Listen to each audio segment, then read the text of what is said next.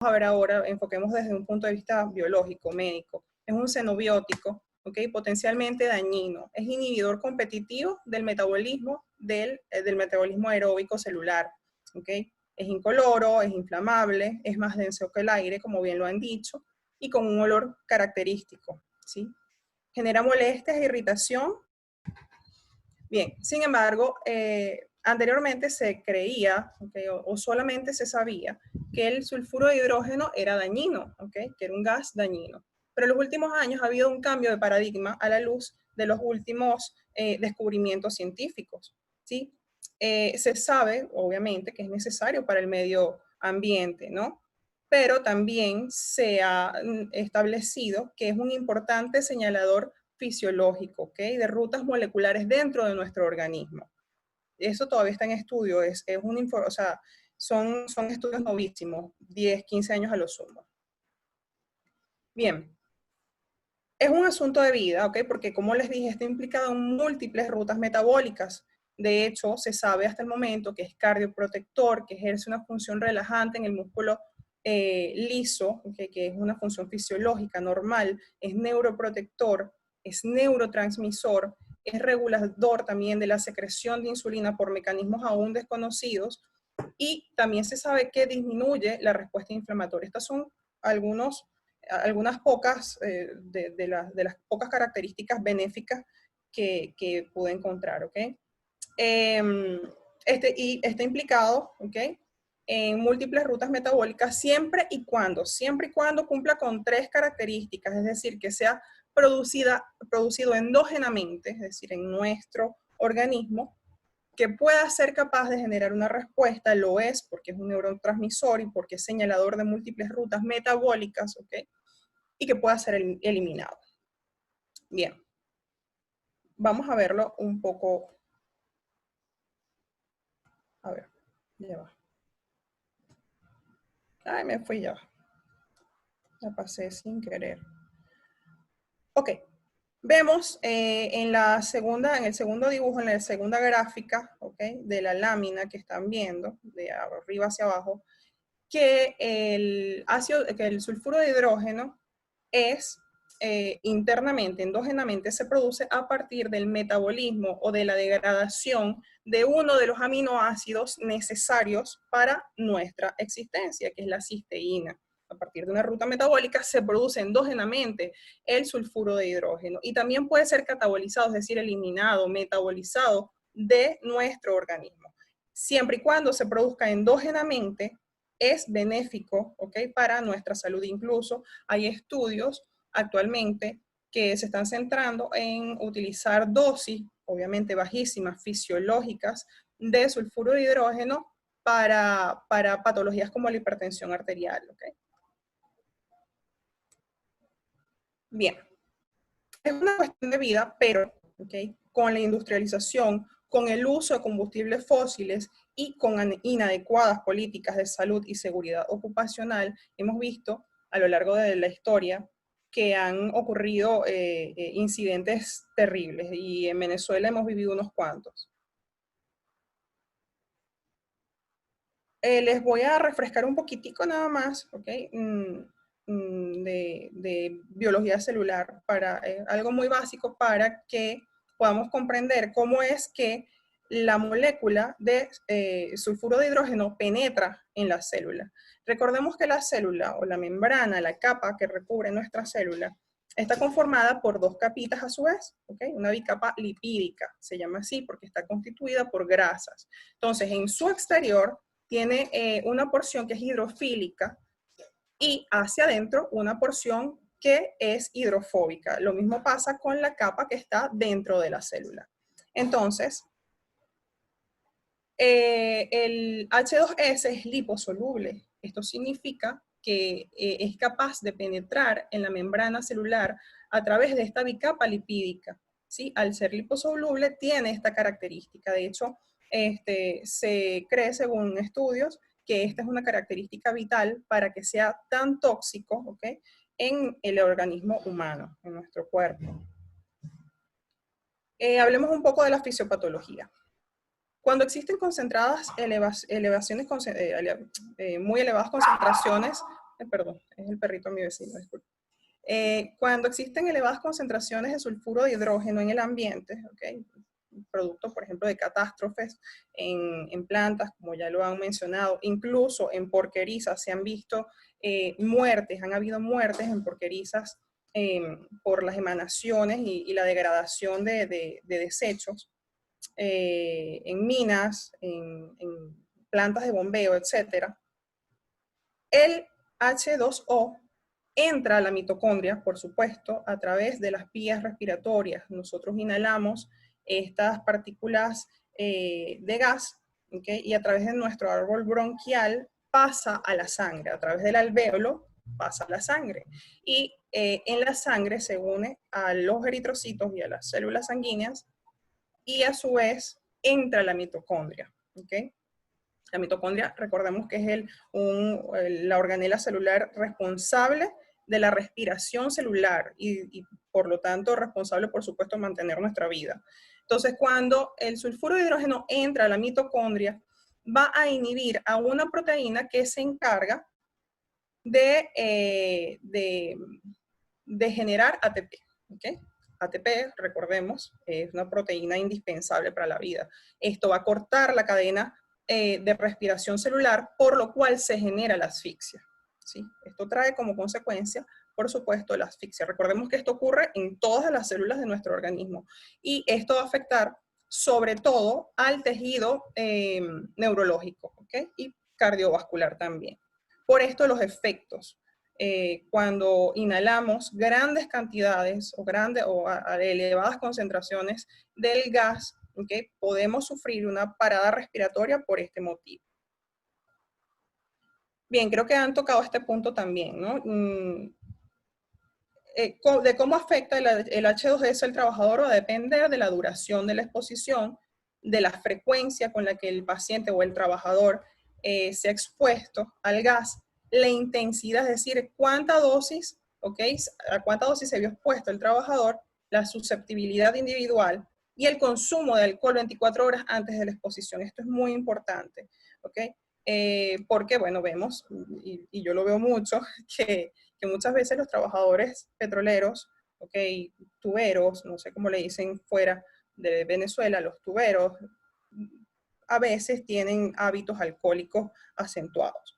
Entonces, el hecho de que haya consumido el trabajador alcohol 24 horas antes de la exposición al H2O es un factor que puede empeorar el pronóstico del trabajador, porque el alcohol también inhibe de manera competitiva el sitio justamente de la enzima de la que hablamos anteriormente. ¿Ok? Entonces, va a haber mayor susceptibilidad a que haya, pues, asfixia celular. Acá vemos una imagen muy, muy chévere, muy bonita. Ya va, me fui. Ok. Que ilustra de una manera bastante vívida cómo es que afecta el H2O al organismo humano, ¿sí? Incluso habla de las concentraciones por millón, ¿ok? Cuando hay menos de una partícula por millón, va a oler, ¿okay? Porque recordemos que el H2O a bajas concentraciones tiene pues el olor característico que todos sabemos. Entre 10 y 20 partículas por millón va a producir irritación en los ojos, conjuntivitis o rinitis, congestión nasal. Entre 20 y 100 partículas por millón va a producir una severa irritación en los ojos, en las vías respiratorias, dolor de cabeza, náuseas y sensación, por supuesto, del olor repugnante. Entre 250 y 500 partículas por millón va a haber una dificultad notoria para respirar, una disnea bastante marcada, va a haber vómitos, náuseas, le decimos en medicina escopetazo, ¿okay? Esto ya indica, es indicativo de que hay un deterioro neurológico importante y falta en la coordinación.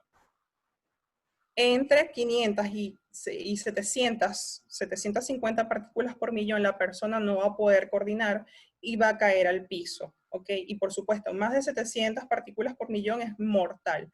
el trabajador va, lamentablemente, indefectiblemente, va a morir, va a fallecer. Bien. El diagnóstico de intoxicación por sulfuro de hidrógeno esencialmente es epidemiológico, es decir, tenemos típicamente un trabajador que está expuesto al riesgo, ¿ok? Y que tiene pues la clínica característica.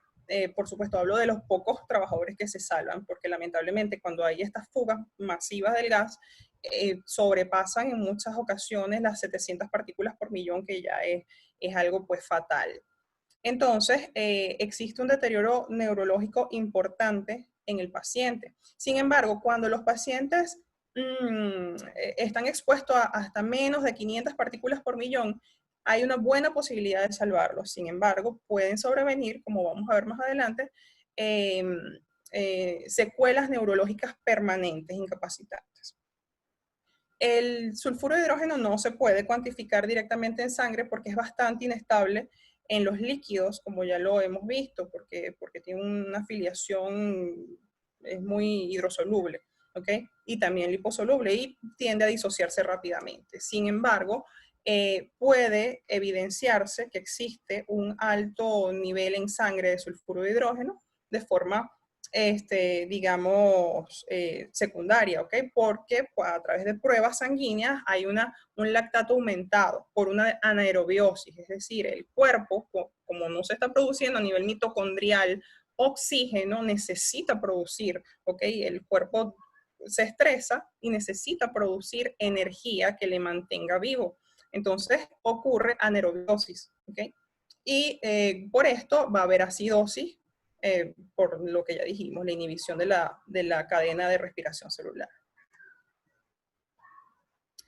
El tratamiento es esencialmente de sostén. No hay un antídoto específico como en otros casos de intoxicación. ¿Okay? Por supuesto, primero retirar al paciente, al trabajador de manera segura, ¿okay? Del área afectada, maniobras de RCP y soporte vital avanzado si es necesario, oxígeno al 100%, 2-3 horas posteriores a la exposición. Se habla que el nitrito de sodio o de amilo pueden tener algún papel benéfico en estos trabajadores. Y por supuesto la corrección de la acidosis, corregir la acidosis que se viene dando a nivel sanguíneo. En cuanto a cómo podemos identificar también si es un trabajador, no sé si es un trabajador del que no está clara la epidemiología, podríamos identificar también, además de los síntomas, por supuesto, de la signosintomatología, por la corrosión justamente de los enseres de metal que pueda traer el trabajador. Ya lo nombraron y tiene una importancia también en esta parte, ¿no? Podríamos identificar a través de esto que justamente se trata de una intoxicación por sulfuro de hidrógeno. Bien, ya esto está más enfocado a la parte de medicina, ¿ok? Tenemos que, no sé si me está escuchando algún médico, algún colega médico, pero bueno, nos compete a todos, ¿no? Porque todos trabajamos en salud ocupacional en algún momento. Bien, cuando realizamos las evaluaciones a los trabajadores que están lógicamente sometidos a este riesgo, debemos buscar el signo y el síntoma, no simplemente hacer la evaluación de rutina del trabajador, es decir, buscar signos neurológicos, buscar signos respiratorios que sean indicativos de que el trabajador tiene o ha estado expuesto a altas concentraciones de sulfuro de hidrógeno. Por ejemplo, hay pacientes que cursan con una bronquitis crónica, es decir, tos con expectoración, con esputos de larga data. Dice, bueno, no sé por qué. Lógicamente, si está expuesto al riesgo, hay que ir al signo y al síntoma, ¿no? Hay que buscarlos activamente. Igualmente, desde el punto de vista neurológico, un paciente que te diga, me duele la cabeza constantemente, tengo cefalea, tengo mareos constantes y está expuesto al riesgo, pues hay que ir, ¿no? Lógicamente, hacer la espirometría anual. Yo acá en esta bibliografía leí que anual, yo creo que cada 6 meses, incluso si ha estado expuesto en algún momento una concentración mayor, hay que intervenir. Es sumamente importante la intervención temprana del trabajador en riesgo.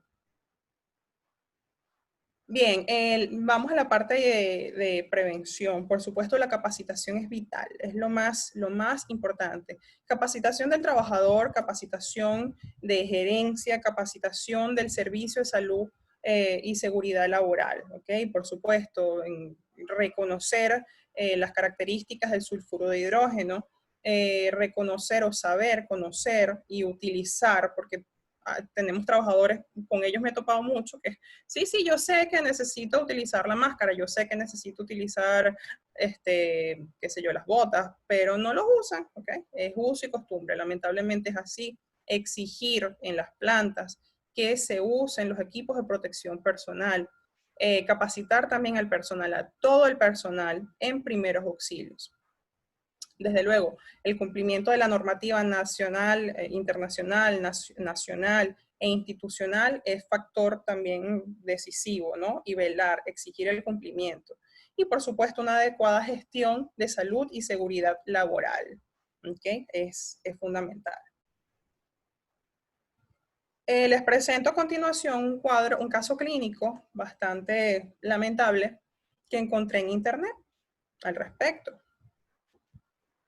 Se trata de un paciente, un trabajador masculino de 49 años de edad, sin antecedentes patológicos conocidos, o sea, no sufría de ninguna enfermedad aparentemente, pero tenía antecedente tabáquico positivo y hacía 10 años había dejado el hábito, ¿no?, de fumar, quien posterior a exposición ocupacional a niveles tóxicos de sulfuro durante toda una jornada, mientras realizaba labores de calorifugado de las líneas de una planta de refinería de hidrocarburos sin ningún tipo de equipo de protección personal, presenta un episodio de intoxicación aguda por sulfuro de hidrógeno, cuyos síntomas consistieron en mareos, sudoración profusa, vómitos y emisiones diarreicas incuantificables. Entonces vemos que ya estaba tocado el sistema neurológico, ¿no? Parte neurológica. Posterior a ello, tuvo recurrentes episodios, es decir, una y otra vez el paciente tenía estos episodios de pérdida de conocimiento, de vómitos, diarrea, temblores, por lo que en múltiples ocasiones tuvo que ser internado, hospitalizado. ¿Okay? Este cuadro progresó en el tiempo en cuanto a severidad y se sumaron una cefalea intensa, fatiga muscular extrema, a mínimos esfuerzos, temblor de predominio intencional, es decir, él iba a tomar algo y temblaba su mano, por ejemplo, pérdida de funciones cognitivas, sobre todo la concentración y la memoria, tenía amnesia anterógrada, es decir, todo lo que desde un punto de su vida hizo hacia adelante no podía recordarlo, ataxia, que es no poder coordinar sus movimientos, ¿ok? Y un síndrome depresivo que afectaba las esferas cognitiva, conductual y afectiva de probable etiología tóxica. Los estudios complementarios eran normales, o sea, estudios complementarios, sangre, tomografía, etc.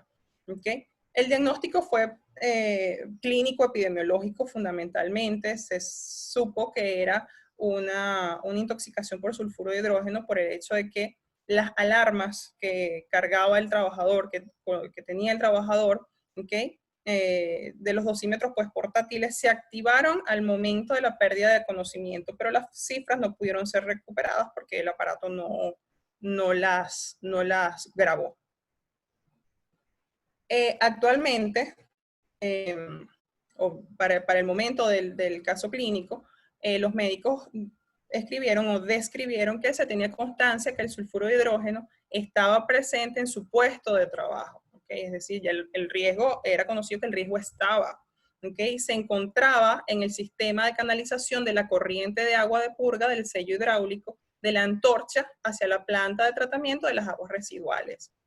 El gas que se quema en la antorcha contiene hidrocarburos ligeros y sulfuro de hidrógeno, por lo que el agua que se purga del sello hidráulico y que se envía a la planta de tratamiento de aguas residuales contiene sulfuro de hidrógeno disuelto.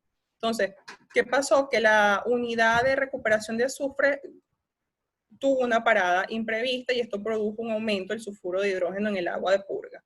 ¿Ok? El paciente que estaba realizando trabajos de mantenimiento no llevaba equipos de protección personal o protección individual e inhaló concentraciones elevadas de sulfuro de hidrógeno. Esto le ocasionó una pérdida de conciencia inicial y las secuelas posteriores. No, vuelve a pasar. Entonces, Al momento de redactarse el caso clínico, el paciente presentaba secuelas neurológicas irreversibles. No se puede revertir, no se puede curar. Al contrario, el paciente va a desmejorar con el tiempo. Irreversibles de tipo cerebeloso. Cerebeloso, la parte cerebelosa tiene que ver con la ataxia, con la coordinación de los movimientos. El paciente no puede al día de hoy coordinar sus movimientos, ¿ok? Y cognitivos, el paciente no recuerda muchas cosas, debido pues a la inhalación del sulfuro de hidrógeno, reuniendo además criterios diagnósticos para el síndrome de fatiga crónica, es decir, el paciente a esfuerzos mínimos, tan mínimos como llevarse un vaso de agua a la boca, se cansa. ¿Okay? Entonces, ha quedado además en una situación de invalidez absoluta para cualquier tipo de actividad laboral.